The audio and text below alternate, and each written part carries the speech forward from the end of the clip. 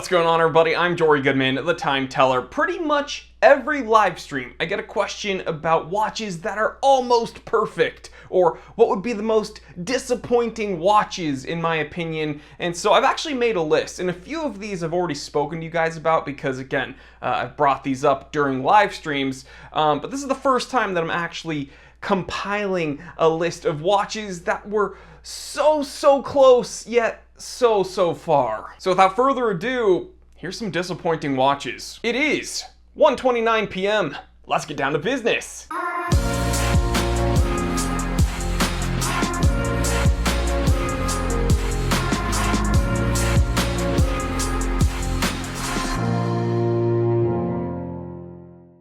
All right, first up, I have brought this one up before, the Rolex Wimbledon. Guys, this is a watch that right before I started the Time Teller channel, I was lusting over, okay? I thought that this was going to be in my collection, and still, this watch haunts me. Whenever I see photos of it, whenever I see pictures of it on someone else's wrist, I think, dang, that is a sharp watch. But when I put it on my wrist, well, everything crumbled. I'm not saying the watch fell apart, I'm saying my opinion of the watch fell apart. It's just too big. The colors don't work on my wrist. You know, that green with the two-tone. Again, I was going after the yellow gold stainless steel. It looks so nice in all the photos, and again, on everyone else it looks great, but when I was looking at it on my wrist, it looked too big and a bit gaudy. Now, I don't know what it is about that watch that it didn't work with either my skin tone or it's just my eyes being weird, but I mean, there's no getting around that it is a very handsome watch. It's just disappointing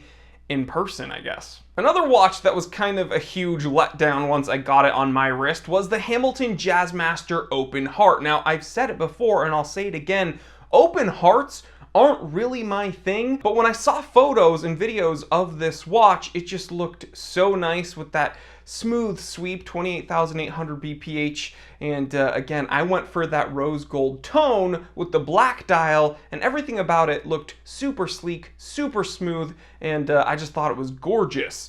Still, when I got it in person, I thought it was gorgeous. Even when I put it on my wrist, I thought it was gorgeous, but then I just realized I would never wear this watch. It's nice to look at, but I never really am drawn to wearing it. Now, I think the mistake was that I went with that rose gold tone. If I had to do it over again, I'd probably get the blue dial with the stainless steel finish, and I think that's something I would probably wear more often with like a brown leather strap. But this, I don't know if it was a bit too like flashy or if it's just a bit too decadent with that rose gold tone and that black dial, but it wasn't for me, and so again, I got rid of it. And some of these you just have to learn when you get it on the wrist, right?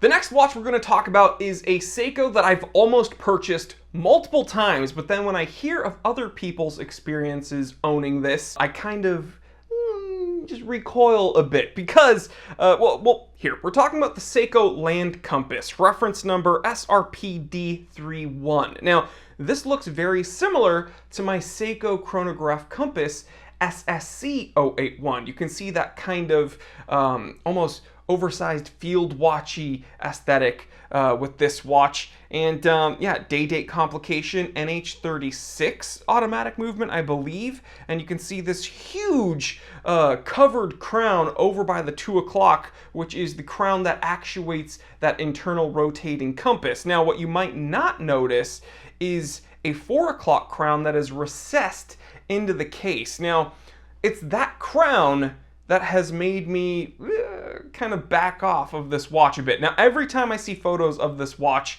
and again, the price point under $400, I think it's really enticing. But what I've heard from other reviewers, other people who have owned this watch, is that although it's listed at a 200-meter water resistance rating, that recessed crown doesn't have a ton of retention on it, and it would make you not ever really want to get it wet. Now, I know what some of you guys are thinking, oh, when are you gonna ever swim down to 200 meters? Well, that's not really how water resistance works, but I digress. What I'm trying to say is, if I were to get this, I would want this to kind of be an everyday, beat 'em up, get it wet, and it's just so close. It is so close to being perfect. If only they gave it a threaded crown, it might be like a perfect everyday field watch. I don't know. I don't know. It's just, one thing that really bothered me was that they used that crown clamp over on the secondary crown, but they didn't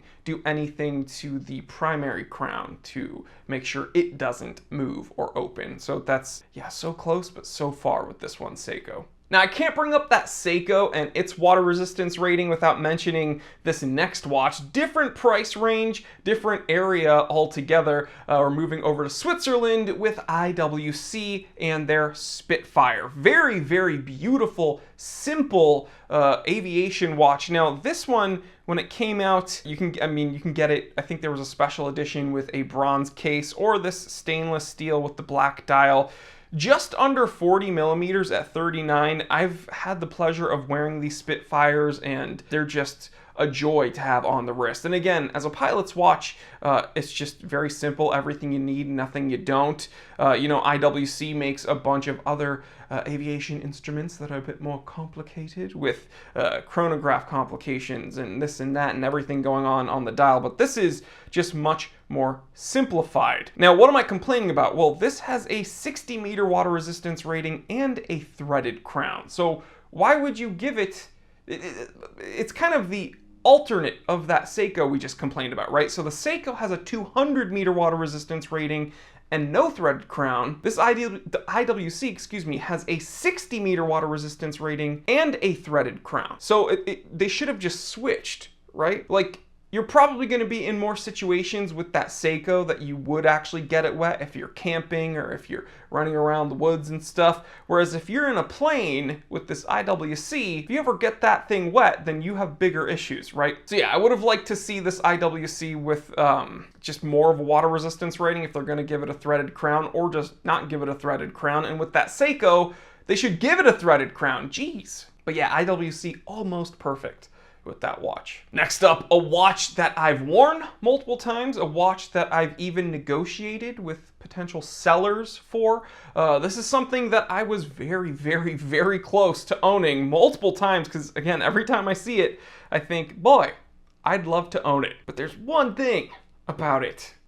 Here, I'll just show you. You probably already know what I'm going to complain about. We're talking about the Sinn 856 BUHR, the Observer watch. Okay, so here it is on a bund strap. Looks very striking, very cool with the patinated indexes and a very broad handset. It's just very Sinn in design. I absolutely love it with that tegimented case. It's just, you know, an incredibly tough watch, bead blasted finish on the case along with the bracelet if you so choose to use it on the bracelet. Everything about it is incredibly legible, high visibility as well. It's sharp. It's everything you need, nothing you don't, except for that date complication. What the f were you thinking, Sinn? I'm serious. I cannot get behind 4 o'clock date windows. Some watches I can, some I can't. And I think that this watch's dial is so legible and so precise and everything looks so deliberate, but then that date window, I just wish it was either at the 6 o'clock or the 3 o'clock. I don't know. Some people would probably just be fine with this. And I do love that it's at least, you know, done nice and true. And it does have a color matched date wheel, so it's not sticking out like a sore thumb. But, oh gosh, this watch was almost perfect. Now, I would like to move on to a couple, I'm not going to say these are honorable mentions, these are just micro brands. Okay, so all the other watches we've spoken about, you know, they're from some big watchmakers.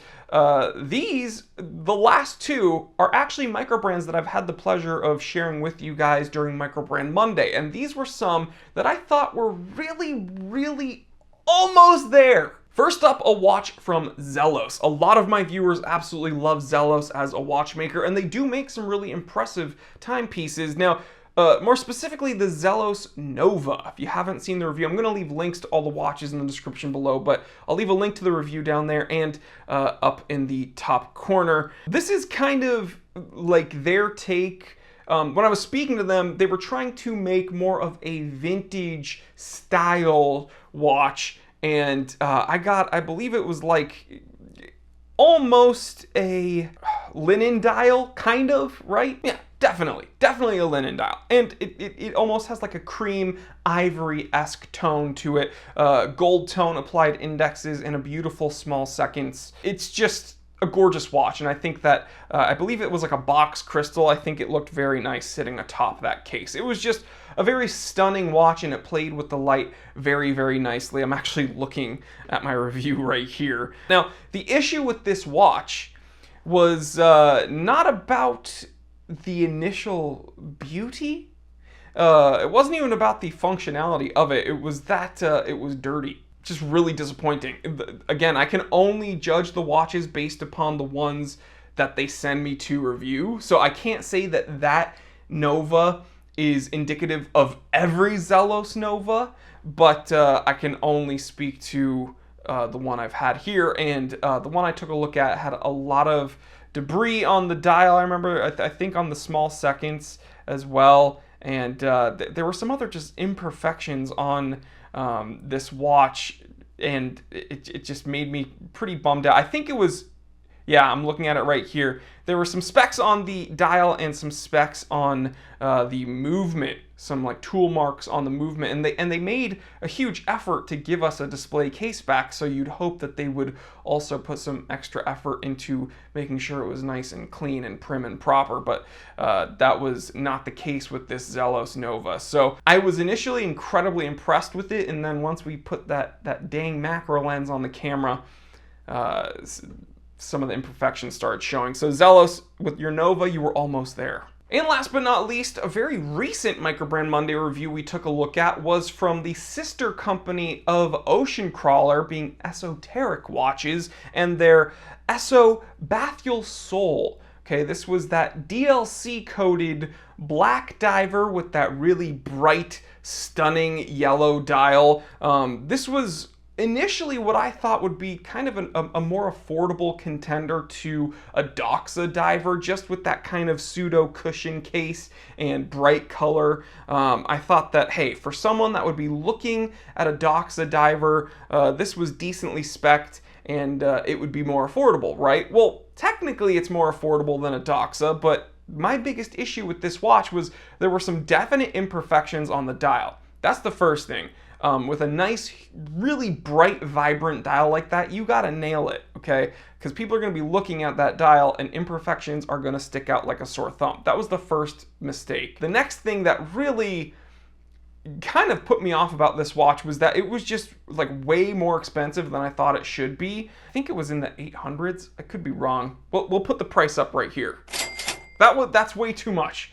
I remember when I was looking at the spec sheet, I was like, ooh, people are not gonna like that. And yeah, check out that review to see all the specs. Again, DLC coating, super duper tough, great specs, but not for that amount of money. And again, not for that amount of detail. There were some issues on the dial. It was just some imperfections. And if that was all cleaned up and the price range was, or the price, I should say, was a bit more reasonable, then it would be there. Then it would totally be there, and I would be stoked to even own one myself. But it's just so close yet so far. And there you have it, guys. That's my list so far for summer 2021 of disappointing watches. Now here's the beauty and frustration of watch collecting. This never ends, right? The more watches you learn about, the more watches you will fall in love with and fall out of love with. The more things you experience, the more things will disappoint you, inevitably, but that's kind of interesting. That makes the mix, right? That makes things worthwhile. You gotta learn, you gotta try stuff, and I could probably make a million more installments of this list as time goes by, and I will. But just off the top of my head, as a quick compilation, yeah, these were watches that were almost perfect. But you know what I need from you? Your list, please, in the comment section. Not only do comments help my episodes out in the algorithm, it's just fun hearing from you guys. So which watches do you think were so close Yet so far, almost perfect, but ultimately kind of a disappointment. Leave it in the comment section and I would love to read your list there. Guys, thank you so much for hanging out with me on today's episode. There's a bunch of ways to support the channel. You can check out the channel memberships. You can check out my personal website, thetimetellershop.com. You can check out my car channel, T3 Time to Drive. You can check out all the affiliate links in the description below, but either way, just keep doing what you're doing and watching the content. Stay happy, stay healthy, stay blessed. I'm Jory Goodman, the Time Teller, and always remember, I didn't invent time. I just tell it.